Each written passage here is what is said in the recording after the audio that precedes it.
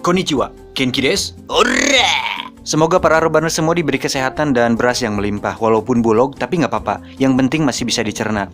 Kali ini kita akan merangkum sebuah film Jepang yang diangkat dari kisah nyata berjudul Cold Fish tahun 2010, di mana film ini masuk dalam jajaran film tersadis di Jepang karena banyak sekali daging dan darah yang ditumpahkan. Tapi tenang, semua sudah dibuat aman dan nyaman oleh editor baru IQ7 yang berasal dari Zimbabwe, sehingga jalan cerita tetap bisa diikuti secara seksama dan loginawi. Maka dari itu langsung saja pasang handsfree, cari posisi rebahan terbaik, simetriskan kaki kalian, kencangkan celana dalam, jauhkan barang pecah belah, nyalakan obat nyamuk, bersihkan hati dan pikiran, selamat menonton dan cekicrot.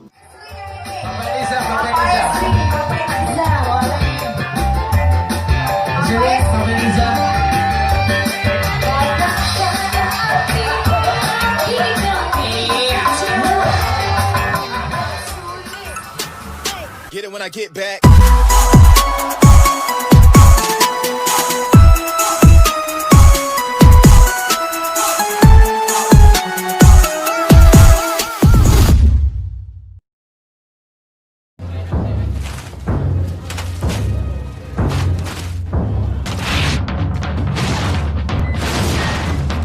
Film ini akan menceritakan tentang seorang pria bernama Samoto.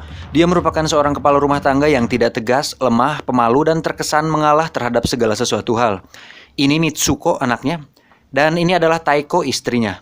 Taiko ini merupakan istri keduanya setelah istri pertama Samoto, yaitu ibu kandungnya Mitsuko, meninggal dunia. Dan Taiko selalu terlihat murung seperti ini karena hubungannya dengan Mitsuko, anak tirinya, sangat tidak baik. Samoto sendiri memiliki sebuah toko ikan kecil yang sangat sederhana dan sehari-hari dia hanya mencari uang dari toko ikan kecilnya tersebut. Pada adegan ini, mereka sedang makan malam bersama, namun bisa disimpulkan bahwa hubungan di antara ketiganya kurang terjalin dengan baik. Dan itu menandakan bahwa keluarga mereka kurang harmonis. Mitsuko tiba-tiba mendapat telepon dari pacarnya dan memutuskan untuk pergi keluar saat itu juga. Samoto yang melihat hal tersebut nampak keberatan, namun dia tidak berani untuk melarangnya karena, lagi-lagi, pribadi lemahnya membuat Samoto kurang dihargai sebagai kepala rumah tangga.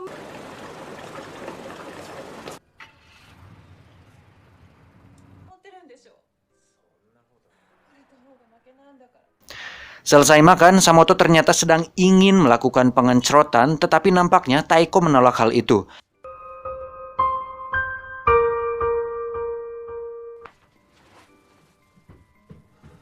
Tidak lama, Samoto mendapatkan sebuah telepon dari manajer minimarket bahwa Mitsuko anaknya ketahuan mencuri dan akan dilaporkan ke polisi.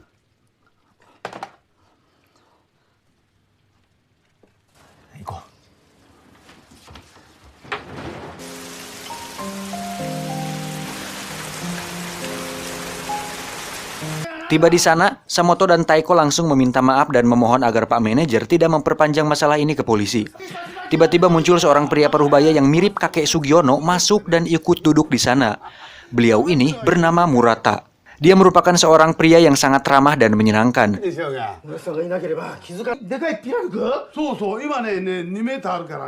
Murata yang adalah saksi pencurian yang dilakukan oleh Mitsuko memberi pengertian kepada Pak Manajer untuk tidak memperpanjang masalah ini. Alhasil, dengan karisma dan sikap menyenangkannya, Pak Manajer pun memaafkannya. Samoto dan keluarga pun terlihat sangat berterima kasih kepada Murata atas pertolongannya tersebut. Tak disangka, Murata juga merupakan seorang pengusaha ikan sama seperti Samoto. Murata pun mengajak mereka ke toko ikannya saat itu juga. Dan dilihat dari mobilnya, bisa disimpulkan bahwa Murata adalah seorang pengusaha yang sukses. Setibanya di sana, Samoto dan keluarga dibuat terkejut dengan toko ikan Murata yang begitu besar dan luas. Murata pun memperkenalkan istrinya bernama Aiko kepada mereka semua. Dan dilihat dari wajahnya, dia mengingatkan kita semua kepada PPN Master dan berbagai situs-situs family friendly. Halus. Dengan sikap Murata yang ramah dan begitu menyenangkan, membuat Samoto, Taiko, dan Mitsuko merasa sangat senang bisa mengenalnya.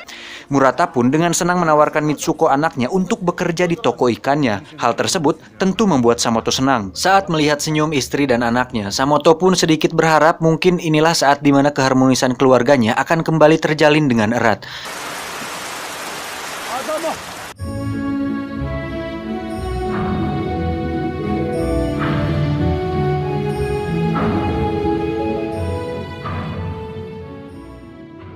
Esok harinya mereka kembali ke tempat Murata untuk mengantarkan anaknya Mitsuko bekerja di toko ikan milik Murata. Samoto pun izin pulang duluan karena harus mengurus toko ikannya tersebut. Taeko istrinya disuruh untuk menunggu di kantor karena ada hal yang perlu dibicarakan oleh Murata. Tak lama Murata pun muncul. Mereka mengobrol dan membicarakan tentang masalah keharmonisan keluarga yang dialami oleh Taeko. Bahwa Mitsuko tidak menyukai dirinya karena dirinya adalah ibu tiri. Dengan karisma yang dimilikinya, Murata mencoba memberi pengertian kepada Taeko untuk bersikap sabar dan tenang dalam menghadapi Mitsuko. Juga perlakukan Samoto suaminya dengan sikap yang lebih menyenangkan. Tak diduga, Murata mulai menunjukkan sifat aslinya di mana dia tiba-tiba meraba Taeko dan melakukan pengencrotan kasar kepada dirinya dengan tujuan untuk memberi sebuah bimbingan, dengan tujuan untuk memberinya sebuah bimbingan agar Taeko bisa lebih bersikap baik dan menyenangkan kepada suaminya Samoto. Dan yang menganjingkannya adalah Taeko hanya diam saja saat diperlakukan seperti itu. Dan terjadilah.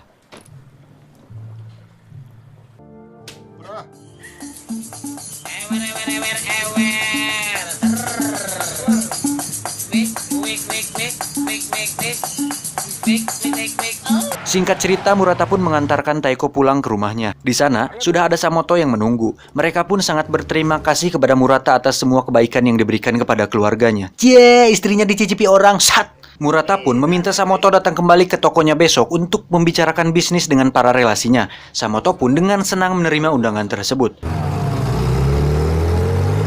Saat di dalam, Samoto dikejutkan dengan sikap romantis dan agresif yang ditunjukkan oleh Taeko. Samoto pun terlihat sangat senang dengan perubahan sikap Taeko tersebut. Esok hari Samoto pergi dan bertemu dengan Murata dan para relasinya tanpa tahu bisnis apa yang akan dibicarakan. Samoto pun dibujuk Murata untuk ikut meeting bersamanya dan disuruh untuk bersikap sebagai bagian dari orangnya Murata. Dalam meeting tersebut terjadi perselisihan di antara Murata dan relasinya, yang intinya relasinya itu tidak setuju dengan keputusan yang diambil oleh Murata. Murata terlihat marah dan menunjukkan sikap yang berbeda 720 derajat dengan sebelumnya. Perubahan sikap yang drastis tersebut membuat Samoto yang melihatnya cukup terkejut. Tidak lama, Aiko istrinya datang membawa minuman botol untuk mereka semua. Tak lama setelah itu, si relasi tersebut terlihat mengerang seperti keracunan dan akhirnya tewas saat itu juga. Samoto yang melihatnya mencoba memberi pertolongan, namun Murata malah melarang dan meneriakinya. Murata pun mengatakan bahwa hidup itu keras dan untuk mencapai sebuah tujuan diperlukan cara yang keras juga. Itu merupakan hal biasa dalam kehidupan. Samoto kemudian diancam jika dirinya melaporkan hal ini kepada polisi, maka Mitsuko anaknya akan bernasib sama seperti si relasi tersebut. Dan Samoto dipaksa untuk menjadi tangan kanan Murata dalam setiap bisnis yang dilakukannya.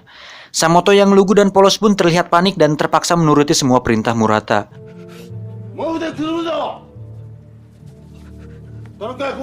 Tugas pertamanya adalah membantu Murata dan Aiko untuk membawa mayat orang tersebut ke dalam mobil untuk dibawa ke sebuah rumah rahasia mereka di tengah hutan.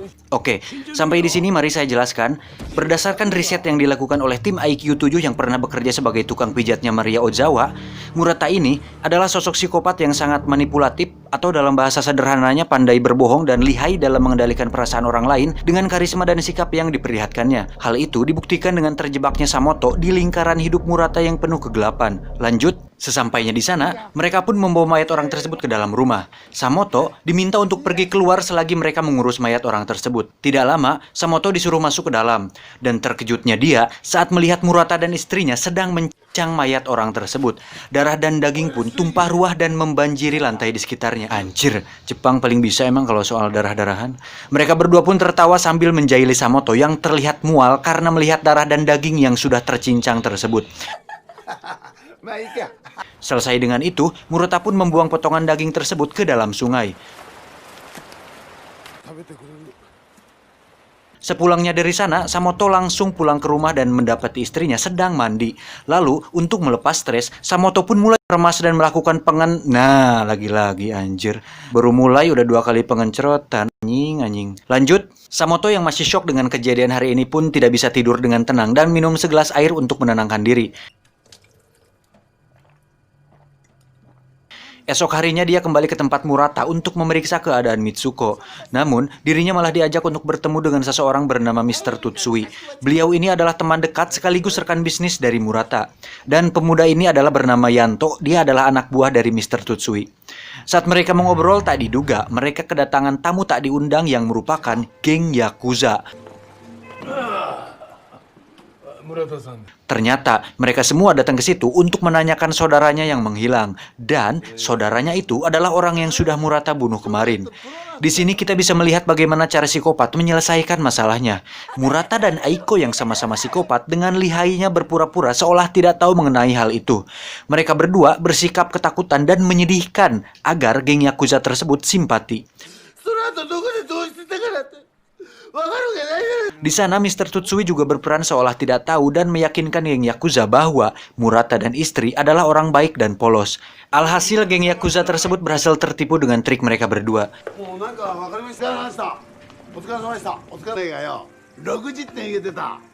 Setelah itu Mr. Tutsui pun naik mobil untuk pulang. Tak diduga, ternyata istrinya Murata pun ikut masuk ke dalam mobil bersama Mr. Tutsui. Samoto yang melihat hal itu semakin dibuat tidak habis pikir dengan situasi ini. Tidak lama, seorang polisi pun mendatangi Samoto dan menanyakan perihal Murata yang sudah lama dicurigai menjadi penyebab hilangnya beberapa orang yang pernah bekerja dengannya. Namun dengan terpaksa, Samoto tidak memberi keterangan lengkap karena khawatir dengan keselamatan anak dan istrinya. Di sisi lain, Mr. Tutsui dan Aiko sampai di rumahnya untuk bersenang-senang.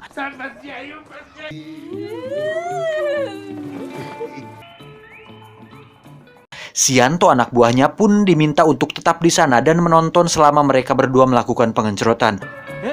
Tentu hal itu membuat Yanto siap siaga dan siap gerak untuk menjalankan tugas. Menang banyak anjing. Di tempat lain, Murata meminta Samoto untuk mengantarkannya dan ikut bersamanya ke kediaman Mr. Tutsui untuk menjemput istrinya. Sesampainya di sana, Mr. Tutsui terlihat sudah tidak sadarkan diri dengan beberapa botol racun yang tergeletak di sana. Samoto yang melihat hal itu akhirnya menyadari bahwa ini semua hanya akal-akalan Murata dan istrinya untuk melenyapkan Mr. Tutsui demi memuaskan hasrat membunuh mereka berdua. Yanto yang tidak menyadari rencana ini pun disuruh untuk minum dulu biar tenang. Samoto yang melihatnya spontan melarangnya, namun Yanto keburu meminum racun tersebut. Melihat Yanto masih berdiri, Murata dan sang istri langsung mencekik lehernya dengan tali hingga Yanto kehabisan napas. Alhasil Samoto pun harus kembali membantu mereka berdua untuk membawa jasad Mr. Tutsui dan Yanto kembali ke rumah di tengah hutan tersebut. Saat mereka berdua mencincang mayat Mr. Tutsui dan Yanto, Samoto diminta untuk membuatkan teh untuk mereka berdua. Selesai dengan itu, mereka pun menuju ke jembatan untuk membuang daging cincang tersebut ke sungai. Sebagai hadiah, Murata meminta Samoto untuk melakukan pengencerotan bersama istrinya Aiko. What the fuck? Cek, pengen dong? Murata mengungkapkan bahwa itu adalah imbalan atas bantuan Samoto selama ini. Sebagai pria baik-baik, tentu Samoto menolak hal tersebut. Dari situ, Murata menjelaskan bahwa seorang pria harus siap siaga dengan segala sesuatu yang tak terduga. Dia pun mengatakan bahwa dia sangat benci dengan sifat pemalu dan lemah yang dimiliki oleh Samoto. Murata mengatakan bahwa Samoto terlalu pandang dan terlihat seperti homo. Murata yang kesal akhirnya mengatakan bahwa dirinya sudah melakukan pengencerotan kepada istrinya Taeko sewaktu dia di kantor dan dia mengatakan bahwa Taeko menikmati hal tersebut. Dari situlah akhirnya Samoto mulai emosi dan memukul wajah Murata. Tidak lama, Samoto pun menghampiri Aiko dan langsung memasukkan si Joninya di depan Murata. Tak diduga, Samoto diam-diam mengambil pulpen dan menusuk leher Aiko. Kemudian, dia menghampiri Murata dan menusuknya berulang kali hingga Murata sekarat. Dan anehnya, Aiko malah tertawa melihat hal tersebut. Dan bisa disimpulkan bahwa selain doyan membunuh, Aiko juga memiliki kelainan di mana dia akan merasa sangat senang saat merasakan sakit dan melihat orang lain kesakitan. Sungguh membagongkan, bukan? Setelah itu, mereka kembali ke rumah di hutan tersebut. Kemudian, Samoto meminta Aiko untuk pincang tubuh Murata seperti dia pincang para korbannya. Samoto mengatakan jika sekarang dirinya adalah Murata yang baru dan Aiko adalah istrinya. Itu berarti Aiko harus menuruti semua perintahnya. Entah karena alasan apa, Aiko pun menurut begitu saja. Tapi setelah dilakukan riset oleh tim IQ7, Aiko menurut begitu saja karena melihat sosok Samoto yang berpotensi lebih sadis dari Murata, dan karena Murata sudah tidak ada, Aiko yang memiliki sifat melayani menganggap Samoto sebagai tuan baru baginya. Samoto kemudian pergi dari sana dan menuju ke toko ikan Murata untuk membawa anaknya Mitsuko pulang ke rumahnya. Dan kita bisa lihat sikap Samoto yang berubah menjadi kasar dan galak kepada Mitsuko. Tiba di rumah, Samoto menyuruh istrinya memasak untuk makan bersama. Dari sini bisa disimpulkan bahwa Samoto sudah muak dengan semuanya dan mulai berontak dengan cara memaksa mereka melakukan keinginannya. Dan yang diinginkan Samoto adalah hanya ingin memiliki keluarga yang harmonis dengan makan malam bersama yang hangat dan bahagia. Namun dengan semua yang telah dilaluinya, sepertinya keinginannya tidak bisa terwujud karena segala sesuatu hal tidak bisa dipaksakan sesuai keinginannya. Samoto lalu memutuskan kembali ke rumah hutan tersebut dan di tengah perjalanan dia menelpon polisi yang mendatanginya waktu itu. Tiba di sana, Samoto langsung membunuh Aiko kemudian duduk di kursi dengan darah di sekujur tubuhnya. Tidak lama, polisi pun datang dan ternyata istri dan anaknya pun ikut di mobil tersebut. Taiko kemudian menghampiri Samoto untuk memeluknya. Namun, ternyata sudah ada pisau di tangannya. Alhasil, Aiko pun tewas.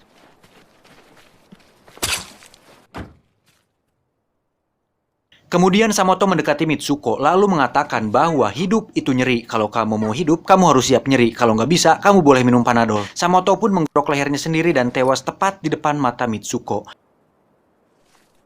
Mitsuko yang melihatnya malah tertawa dan sepertinya dia mengalami gangguan mental karena syok dengan kejadian tersebut.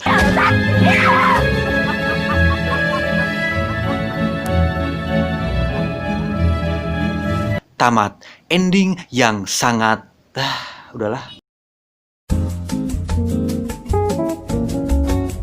Wah, ngantuk. Untuk sesi penjelasannya kalian bisa follow Instagram saya, nanti akan dijelaskan secara lengkap di sana. Jangan lupa subscribe, like, comment, dan share agar saya dapat uang dari AdSense untuk mengganti biaya kopi dan rokok selama saya ngedit video ini. Salam pengangguran Indonesia.